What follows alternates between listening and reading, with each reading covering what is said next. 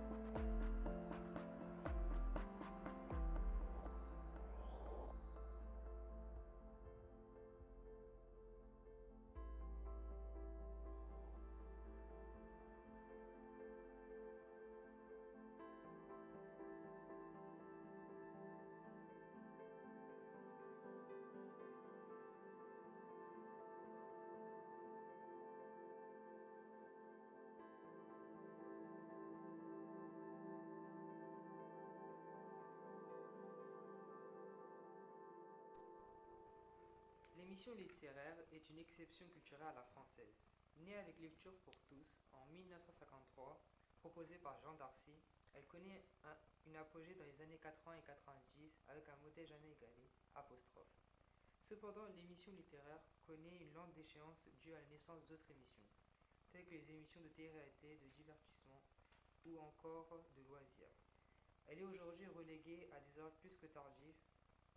On peut donc nous demander que sont devenues les émissions littéraires.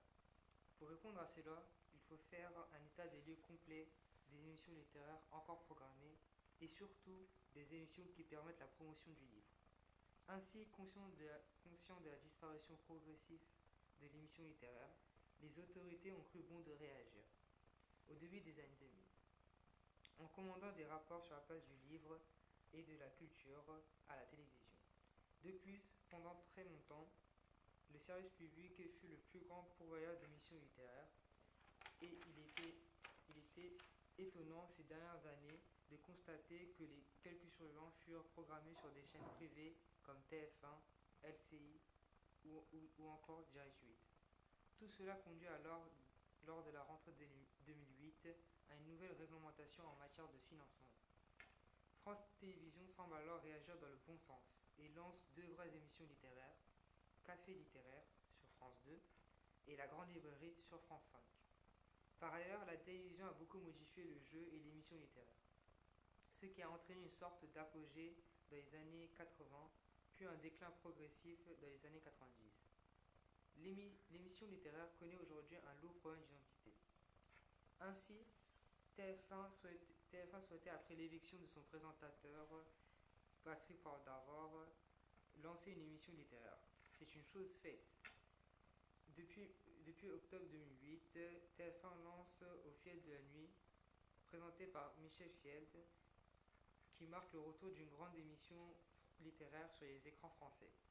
Cependant, la création de nouvelles émissions littéraires entraîne l'arrêt de certaines, dont l'émission de Frédéric Fernet, Le Bateau Livre, qui était diffusée le dimanche à 10h15 et le jeudi à 21h40 sur France 5. Remplacée par La Grande Librairie, un format moins élicite présenté par François Bunel, directeur de la rédaction du magazine Lire et transfuse de la chaîne Direct 8. Diffusée en direct et en prime time le jeudi soir sur France 5, la Grande Librairie propose des entretiens avec 4 invités en nous montrant le portrait de chacun. Les libraires peuvent notamment intervenir ainsi que les téléspectateurs via SMS. Enfin, elle propose un palmarès de vente pour le livre. Actuellement, un peu moins de 10 émissions littéraires sont diffusées sur les écrans français. L'équipe de la rédaction vous propose de visiter en profondeur les coulisses d'une émission littéraire. Nous avons donc choisi de faire un petit focus sur la Grande Librairie. Une émission littéraire diffusée sur France 5 tous les jeudis soirs à partir de 20h35. Une présentation de Florian Elap et Antoine Bocara. La Grande Librairie est une émission littéraire présentée par François Bunel et diffusée sur France 5 depuis septembre 2008. Réalisée par Adrien Solan et produite par Roselude Productions, elle est diffusée en direct et en public. 5 saisons ont été produites depuis 2008, contenant 37 épisodes de 60 minutes. Durant ces 5 saisons, nombre de grands écrivains francophones ont défilé sur les fauteuils de l'émission, comme Amélie Nothomb le 4 septembre 2008, Laurent Godet le 23 octobre 2008, Patrick Poivre d'Arvoire le 17 octobre 2009, Jean-Claude Carrière le 15 octobre 2009, Arlan Coben le 4 mars 2010, Jean Dormesson et bien d'autres. Avant le passage au direct, on met en place toute une préparation, maquillage des invités, du présentateur, vérification du placement et du fonctionnement des micros, placement du public, ajustement des lumières, projecteurs et caméras. On prend bien soin de remplir les verres des invités et du présentateur pour leur permettre de se désaltérer durant l'émission. Le décor est très bien polissé, tout a l'air placé dans un but précis, il est très coloré et la multitude de livres montre clairement qu'il s'agit d'une émission littéraire. Seul le plateau est éclairé, le public reste dans l'obscurité, les caméras sont postées à différents endroits, on en dénombre au moins 6, dont une est rotative, c'est-à-dire qu'elle effectue une rotation continuelle autour du plateau, permettant une vue presque panoramique de ce dernier. Le public était réparti entre 2 tribunes. Évidemment, il doit rester silencieux et discret. Les téléphones portables ne sont pas autorisés. La période de transition entre la présentation des invités en vidéo et la reprise de parole du présentateur permet de remaquiller les invités et de corriger certaines imperfections comme un invité ayant un col froissé, un verre vide. Il faut savoir que pour vraiment comprendre la complexité des émissions littéraires, il faut participer à une de ces émissions. En effet, plein de détails qu'on ne peut voir à la télé y sont visibles. On peut apercevoir le mouvement des caméras effectué par les caméramans et leur associé qui est chargé de placer un prisme dans le champ visuel de la caméra pour flouter le public. On peut apercevoir également la caméra rotative qui est commandée à distance. De multiples actions sont visibles durant les coupures, comme par exemple des reportages ou des pubs. Pendant ces pubs ou le reportage, des personnels de l'équipe, par exemple des maquilleuses ou des maquilleurs, s'occupent de venir sur le plateau, de maquiller et de briefer l'animateur et les invités. Une personne annonce le retour au direct et l'émission reprend.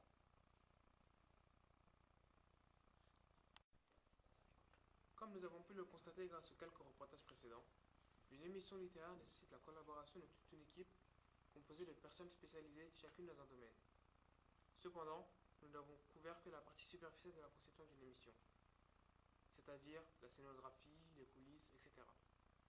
Nous nous allons plus en profondeur, grâce à ce reportage signé Florian Elap et Antoine Bocara, qui va consister à définir les différentes étapes de la conception d'une émission littéraire.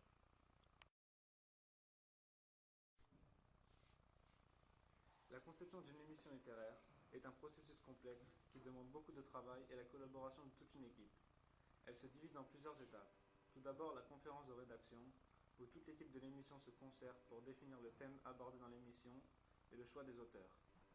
Elle est présidée par le chef de rédaction qui prend connaissance des différentes idées proposées par les journalistes de l'équipe. À l'issue de cette réunion, les idées retenues seront traitées par les journalistes et serviront de contenu pour l'émission. Chaque journaliste traite un sujet retenu lors de cette conférence de rédaction. Il fait des recherches sur celui-ci et présente son travail au chef.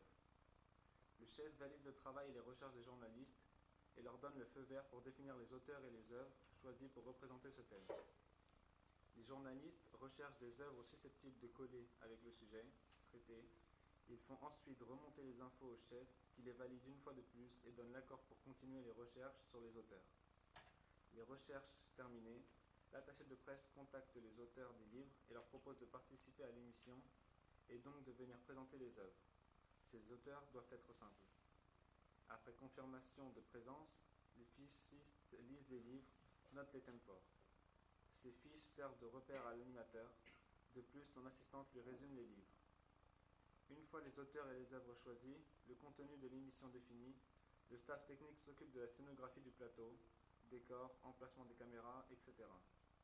Le jour du tournage, les invités sont maquillés et placés selon un plan strict. S'il y a un public, il est placé en fonction de l'emplacement des caméras.